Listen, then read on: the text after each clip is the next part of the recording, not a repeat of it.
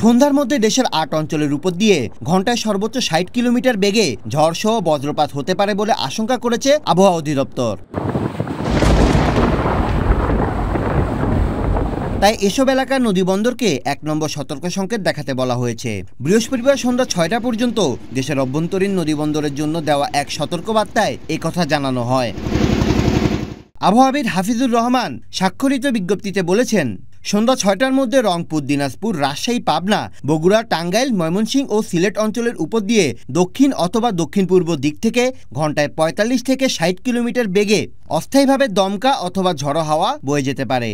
একই সঙ্গে বৃষ্টি অথবা বজ্রপাত হতে পারে।